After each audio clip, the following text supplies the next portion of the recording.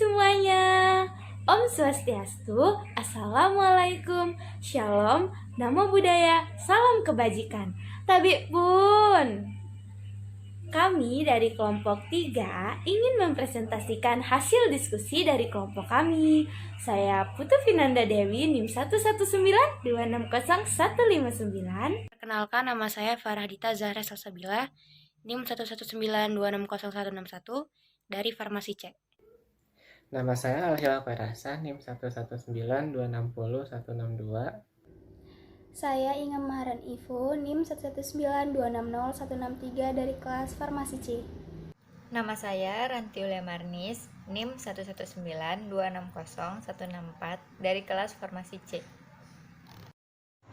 Dan saya Renanda Nathanael, NIM 119260165 dari kelas Farmasi C. Selamat menyaksikan. Pada resep 1, dokter meminta untuk dibuatkan resep pulveris atau serbuk terbagi dengan rincian kodein HCl, lameson, dan penobarbital. Kemudian antibiotik Septrin yang harus dihabiskan. Resep itu kurang baik karena belum ada nomor resep, alamat pasien, dan paraf dokter. Khasiat masing-masing zat yaitu lameson sebagai antiinflamasi, Septrin yang terdiri dari trimetropin dan sulfamethoxazole yang berperan sebagai antibiotik, kodein HCl sebagai obat batuk, dan penobarbital sebagai hipnotikum. Jumlah yang dibutuhkan yaitu kodein HCl sebanyak 120 mg, luminal sebanyak 120 mg, Septrin sebanyak 6 tablet, dengan rincian trimetropin sebanyak 480 mg, dan sulfamethoxazole sebanyak 2400 mg, dan juga lameson sebanyak 3 tablet. Cara kerjanya adalah kita menggerus semua bahan yang ada, kemudian membaginya menjadi 6 bungkus secara visual. Antibiotik dan bahan yang lain dipisah karena antibiotik harus dihabiskan, sedangkan bahan yang lain tidak. Etiket yang diberikan adalah etiket warna putih karena pemberian obat ini secara oral. Dengan tambahan tidak boleh diulang tanpa resep dokter. Dosis-dosis yang diberikan tidak melebihi dari dosis maksimal yang ada, sehingga tidak perlu usul perubahan dosis. Berikut adalah kopi resepnya.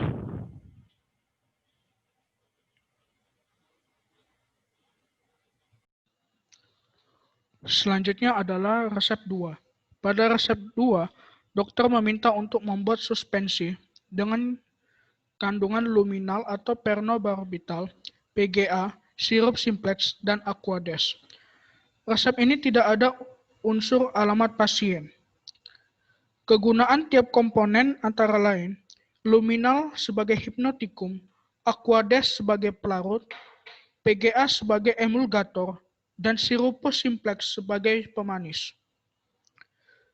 Jumlah yang dibutuhkan antara lain, luminal sebanyak 0,2 gram atau 200 mg, PGA sebanyak 2 gram, sirup simplex sebanyak 20 mg, dan aquades sebanyak 77,8 ml.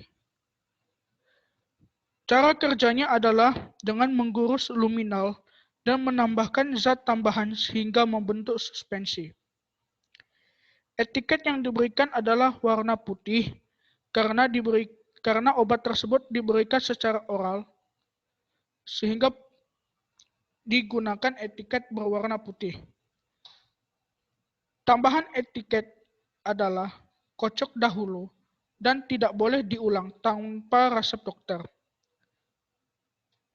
Dosis tersebut tidak melebihi dosis maksimal, sehingga tidak perlu usul perubahan dosis. Berikut adalah kopi resepnya.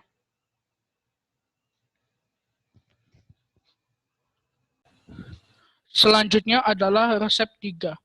Pada resep ini, dokter meminta untuk dibuatkan pulveris dengan kandungan paracetamol dari Sanmol dan dexamethasone dengan tambahan ambroxol dan antibiotik cepadroxil mg. Resep ini sudah baik karena memuat semua unsur resep dengan lengkap. Kegunaan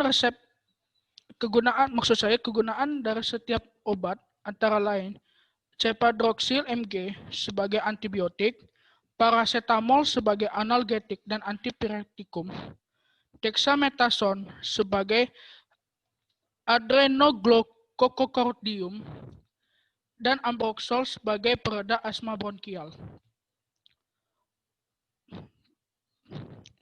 Untuk ambroxol dan juga antibiotik telah tersedia dalam bentuk jadi, sehingga kita hanya perlu melakukan penimbangan paracetamol dan dexamethasone. Untuk paracetamol diperlukan 21,5 tablet dan dexamethasone diperlukan 30 tablet. Cara kerjanya adalah dengan cara menggerus bahan hingga homogen dan dibagi menjadi 5 bungkus secara visual. Etiket yang diberikan adalah berwarna putih karena sediaan diberikan secara oral. Untuk dosis sendiri, baik paracetamol maupun dexamethasone tidak memiliki dosis maksimal, sehingga aman diberikan. Walaupun begitu, dosis lazim yang ada adalah 500 mg. Untuk kopi resep sendiri, yaitu resep yang racikan, yaitu paracetamol dari Sanmol dan dexamethasone.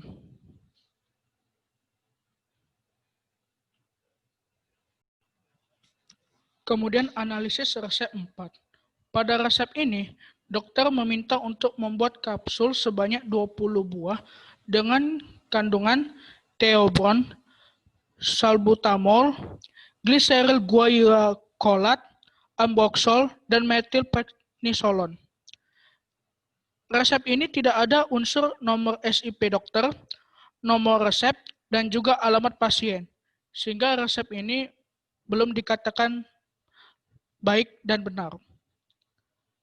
Kegunaan tiap zat yaitu theobromine berperan sebagai spasmolytikum bronkial, salbutamol berperan sebagai pereda asma bronkial, glyceryl guaiacolat berperan sebagai ekspektoran, dan ambroxol sebagai pereda asma bronkial, dan methylprednisolone berperan sebagai antiinflamasi.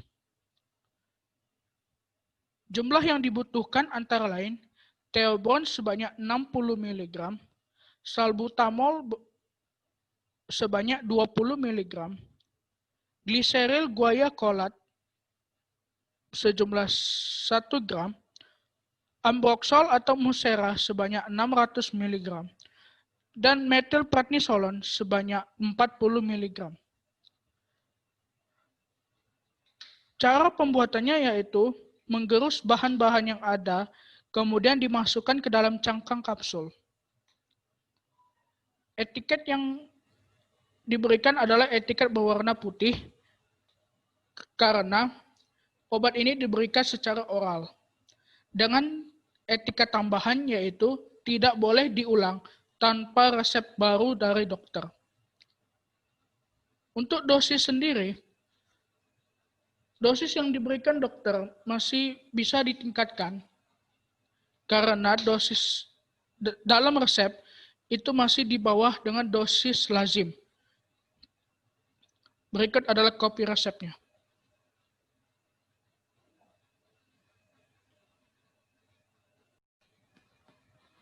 Yang terakhir adalah resep 5. Pada resep ini, dokter meminta kita untuk membuat krim dengan komposisi asam salisilat, LCD atau kepanjangannya liquor carbonate deterjen, sulfur, dan chloramphenicol.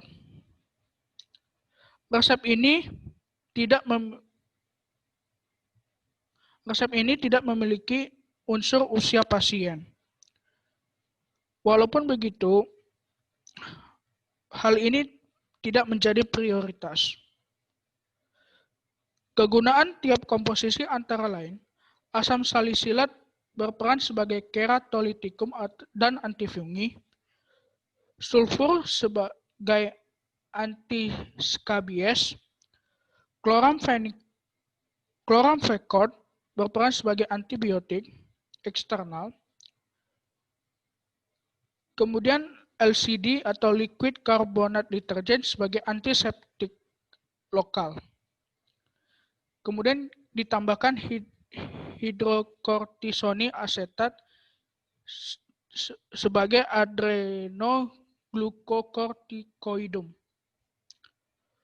Untuk perhitungan penimbangan, bahan yang dibutuhkan antara lain asam salisilat sebanyak 0,24178 gram, LCD sebanyak 0,72534 gram, sulfur sebanyak 1,2089 gram, dan chloramphenicol sebanyak 22 gram.